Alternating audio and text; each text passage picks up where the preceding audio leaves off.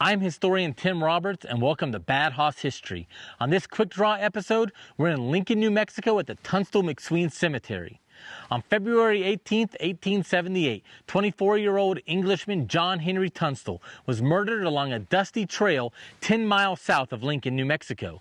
His death ignited the most violent period of the Lincoln County War, and soon he would not be the only casualty of the feud. Tunstall's friends decided to bury him here behind his namesake store rather than in the town's Catholic cemetery.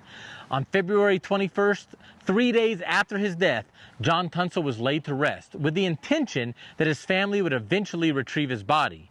To that end, local tradition maintains that Tunstall was buried in a lead-lined coffin to help preserve his body for future transport back to England.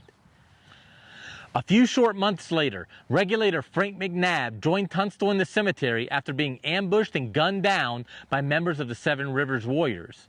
Then, on July 19, 1878, the climactic five-day battle in Lincoln came to a close when the forces loyal to James Dolan burned the house of Alexander McSween to the ground and left him and three others dead in the dust. McSween and his law clerk, Harvey Morris, were buried beside Tunstall and McNab here in the cemetery as well.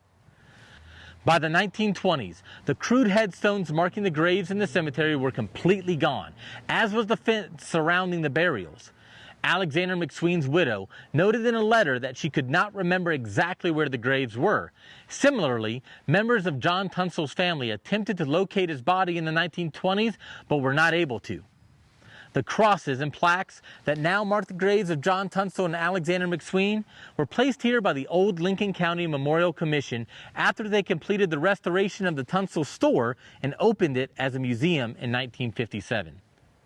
If you enjoyed this Bad Hoss History video, please like and subscribe to our channel and tell us what you'd like to see in the comments down below. Thanks for watching, and we'll see you down the trail in all the places where history happened.